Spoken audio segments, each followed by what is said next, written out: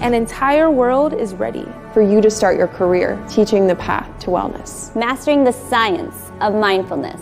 And the art of coaching. To help clients achieve mental, emotional, and physical betterment of life. Through movement, nutrition, recovery, and regeneration. Because impacting one person impacts a family. Impacting a family impacts a community. And impacting a community impacts the world. Become an NASM certified wellness coach.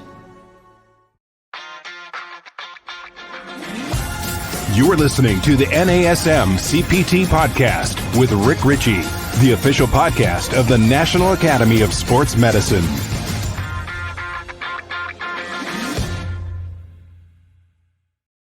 Hey, y'all, and welcome to the NASM-CPT Podcast. My name is Rick Richey, and today we're going to talk about hip flexors. We have a lot of information to cover on hip flexors, and one of the reasons I want to talk about hip flexors today, it was actually brought up because of a tool or a product that people are using called monkey feet.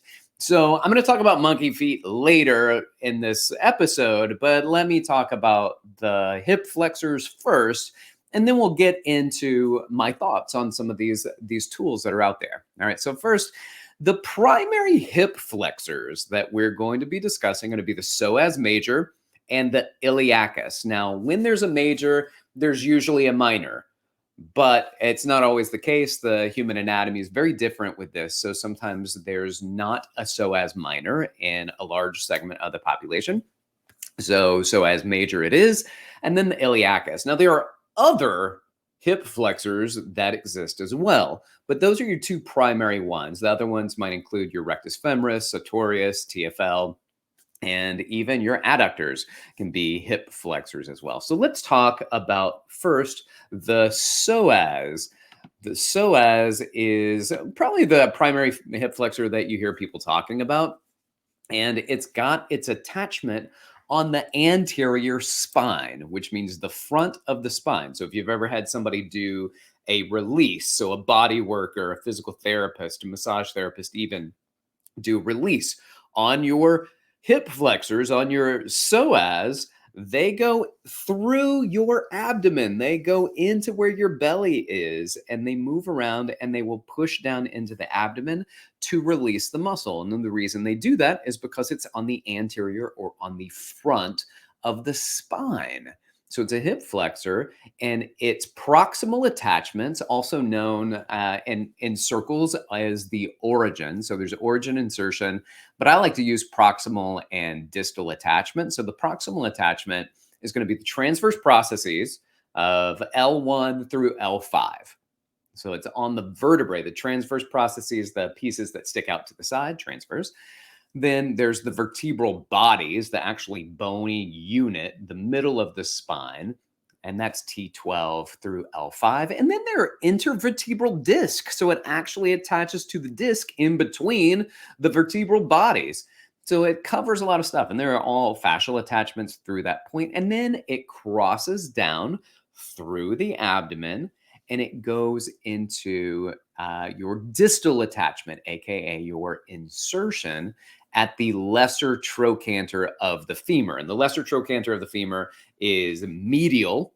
The lateral, the greater trochanter of the femur is on the outside. It's that bony notch on the outside of the hips, and it's large. And there's a lesser trochanter, much smaller, on the inside. So it's at the proximal medial portion of the femur. Now, the iliacus is a separate muscle, and it is on the superior 2/3 of the iliac fossa. So the ilium are the two bones, the Mickey Mouse shaped ear bones in the pelvis, and it's on the inside of those. So it's on the medial portion of that bone, not the lateral. It's not on the outside of that bone. And it's the top 2/3 or the superior 2/3 of that fossa, which is a kind of a divot, a dimple inside of that. And then the distal attachments, the lesser trochanter of the femur via the psoas major's tendon, which is why sometimes they are referred to as the iliopsoas, even though those two muscles are separate muscles. They have a common tendon, and that common tendon oftentimes leads people to put those two things together, those two muscles together, as the iliopsoas. I don't often do that. I did it a lot when I was earlier in my career, so sometimes it may slip and I may still say that, but I generally like to separate those two muscles. Now let's talk about the joint actions that are going to be involved in this. The joint action is, we're talking about hip flexors. These are hip flexors. They flex the hip. But they also do, both of these will do a little bit of lateral rotation. And they do that just based on line of pull of the muscle and where they insert onto the lesser trochanter of the femur. So they can do a little bit of lateral rotation or external rotation. Now the psoas, not the iliacus, but the psoas has a direct attachment to the spine. So it can have a direct effect on the spine. And with that, it is also a spinal flexor. But there's something interesting about the psoas. It is sometimes referred to as the psoas paradox. And the psoas paradox says, well, yes, it is a spinal flexor, but as you go farther and farther into hip extension, you start to then go into spinal extension. And so then the paradox is that it can be a spinal flexor or a spinal extensor. And it doesn't concentrically extend the spine, but it extends the spine mechanically based on leverage. All right. Now, with that being said, I'm going to talk a little bit about some flexibility, but we're also going to talk about strengthening of your hip flexors. Wait, hold on, pump the brakes. I thought NASM only teaches that hip flexors are tight. That's all I've ever heard from NASM. Hip flexors are tight. So what are you talking about that we're going to do strengthening? All right. So we may spend more time discussing tight hip flexors than otherwise. But all exercises and interventions of tightness should be based off of assessments rather than off general likelihoods or off of conventions. So I tend to do hip flexor strengthening exercises with clients.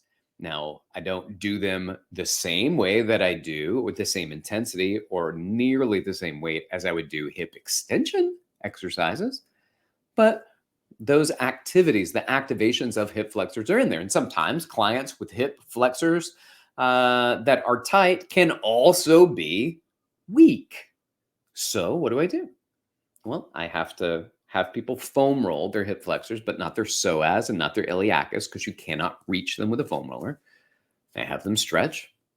Then I have them do the strengthening of the hip flexors. And then I have them do strengthening of the opposing muscles, the antagonist of the hip flexors.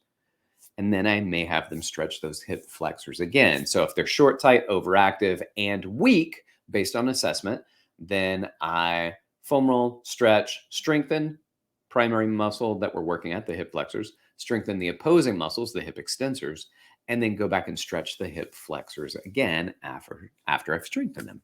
All right, let's look at the influence on stretching for performance, because I had a track coach ask me this at a workshop one time, and they said, I'm a track athlete, I'm a track coach, and I have clients and athletes who have anterior pelvic tilts, they have tight hip flexors, and I don't know if I should be stretching these hip flexors, especially if they are in season. I don't want to alter anything with them. I don't want them to do stretches. And then once they do the stretches, then that decreases their ability to produce force. So found this, Conrad et al. 2021, The Influence of Stretching on Hip Flexor Muscles and Performance, a Systematic Review and Meta-Analysis. Remember, meta-analysis is a pooling of randomized controlled trials, and a systematic review may not necessarily be RCTs, but they are empirical evidence to help support whatever they're looking into, in this case, the influence of stretching on hip flexors. Here's what happened. They took this comparison of the effects on performance between 3 different stretching outcomes. So if you held your stretch for 30 to 90 seconds, if you held it for 120 seconds, and then if you held it for 270 seconds to 480 seconds. That equates in minutes to probably far too long. So with that being said, they did this isolated hip flexor stretching, and up to 120 seconds, there was 0 effect on the impact of the performance parameters for these athletes. So the strong hip flexor muscles can increase running speed, and this is based on a study done by Emma et al. In 2018 at the Medical Science Sports and Exercise Journal. So strong hip flexors are important to producing running speed, but altered mechanics can throw you off. So here's what they said. Again, this is going back to Conrad et al. 2021. The meta-analysis in it's the International Journal of Environmental Research and Public Health. Quote, the hip flexor muscles are major contributors to lumbar spine stability. That's important to point out. So we need to have strong hip flexors. Back to the quote. Tight hip flexors can lead to pain in the lumbar spine and hence to impairment in performance. Moreover, sedentary behavior is a common problem and a major contributor to restricted hip extension flexibility. Stretching can be a tool to reduce muscle tightness and to overcome the aforementioned problems. All right, so with the body of evidence, we're going to quote again, with the body of evidence that the hip flexors are too tight, they likely have a negative effect on several performance parameters. End quote. And here's some of those performance parameters that were quoted in the research. The single leg balance, particularly the STAR excursion test with a lateral direction reach. They mentioned low back pain, trunk strength. So the tight hip flexors can inhibit trunk strength. It can negatively affect movement patterns, and it can alter glute max and biceps femoris coactivation patterns. All right.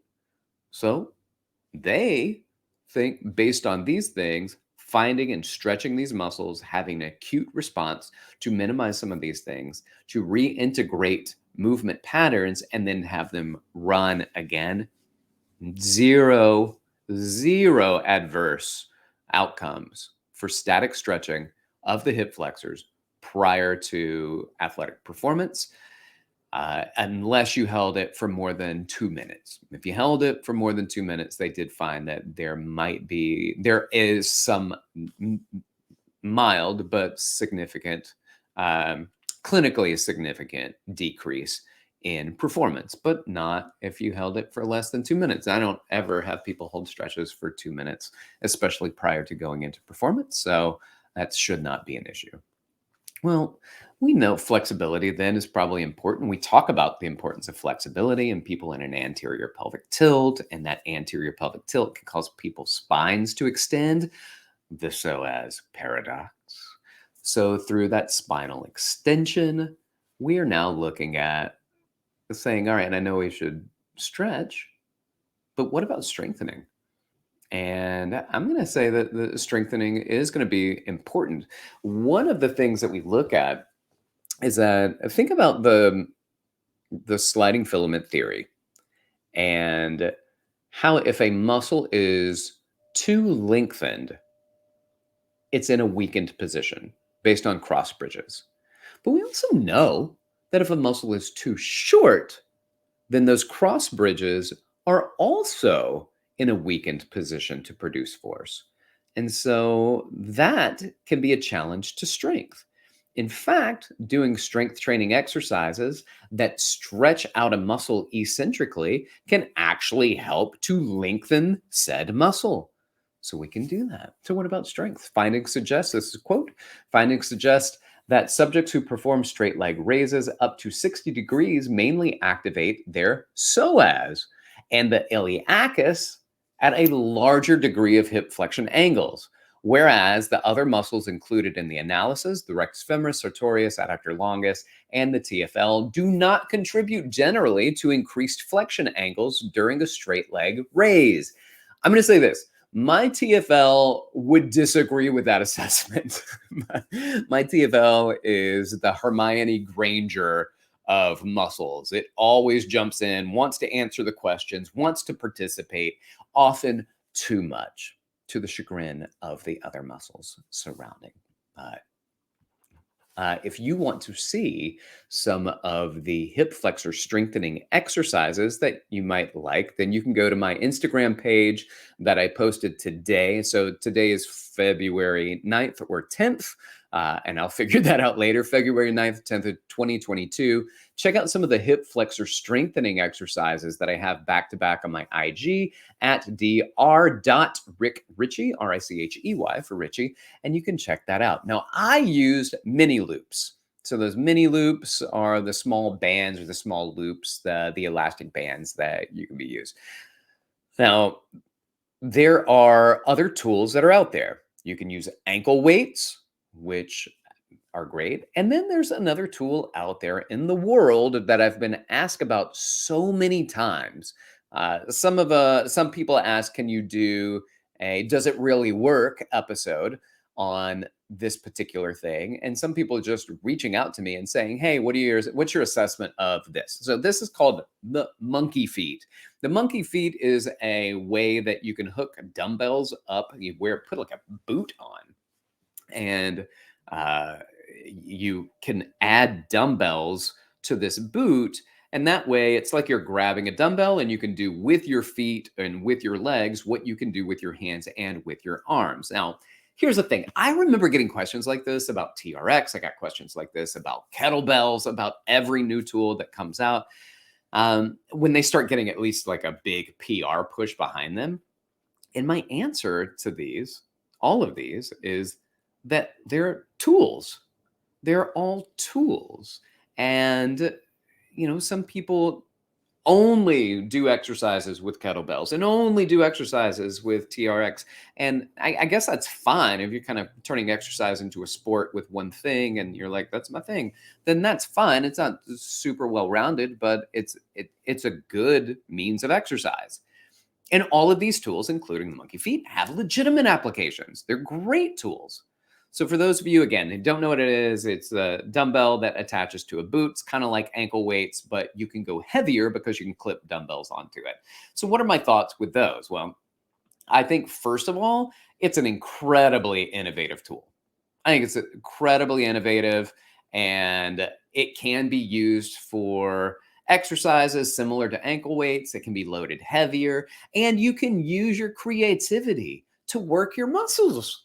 And I love that. Be creative. And you can do this in so many different ways, and that's part of the fun.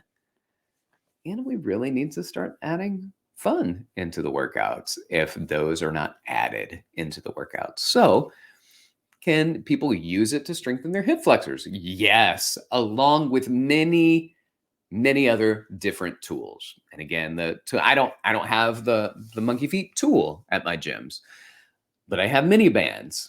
And I have ankle weights. One of the things about mini bands, which is good and bad, which is why I like to use mini bands in some instances and weights in other instances, is that a band has a progressive resistance. So you'll see what I'm talking about. You go onto the IG and you see some of these exercises. Well, the farther I get up in hip flexion and the more that band stretches out, the more challenging it is. So it's progressive resistance because it gets harder through the range of motion. Well, that's good, except as we talked about earlier, through those deeper ranges of motion, it's more iliacus and not as much psoas. And so the weaker range of motion where that band is not producing as much strength is probably more psoas work. And if I'm using a band where it's less resistance during that lesser range of motion, then I'm not overloading that muscle as much as I'm overloading the iliacus. But if you switch it to a weight, so like an ankle weight or the monkey feet in this particular conversation, then that immediately loads it, keeps it isokinetic in the same weight, the same speed, the same range of motion. And it's worked through that range of motion so that those first several degrees, they said 60 degrees in this research paper, is it being worked as much as the rest of the range of motion. So I think it's good to point out that there are options and opportunities to use different tools to work your body and to work your muscles in different ways, including your hip flexors. Now, I'll also be very clear that I don't go heavy with hip flexors, and I'm not opposed to people going heavy. However, I do generally activation exercises. Some of them can be very challenging. But with that being said, If you have somebody with low back pain or low back discomfort, you need to be real careful about your choices here. And if they cannot stabilize their spine, if they cannot do certain spinal stabilization exercises like a quadruped, as they lift up one hand, they shift weight side to side, they cannot stabilize that. If the bird dog is challenging, if a side plank or a side bridge is challenging, if they go into a bridge position and they alternate their legs as they come up off the floor, and they do a lot of hip shifting, then their core may not be really that stable. And these are for people who have low back pain. And you can't just say, oh, you have low back pain, I can't train you. You just may, depending on degrees, but there's so many people that have low back pain in life in general. That means that we would not have any clients if we didn't work with people. So what do?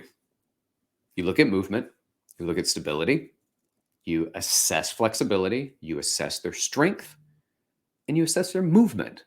But we're not here to assess pain. The only pain assessment, if somebody says that hurts when I do this, we stop doing that. And with that said, then you can move on into, okay, well, I find that you have tightness in your hip flexors, but also if you just put a little bit of pressure against a flexed hip and they can't maintain it, they have weakness in their hip flexors too. And so we need to address both the flexibility concerns and the stability concerns. And you can go light with your hip flexor exercises. And remember, hip flexors, the psoas in particular, is a spinal stabilizer. So you may need the recruitment of the psoas in order to help support and stabilize the spine. So what's the right answer? Do we stretch or strengthen? The answer is yeah. Yeah, you do both.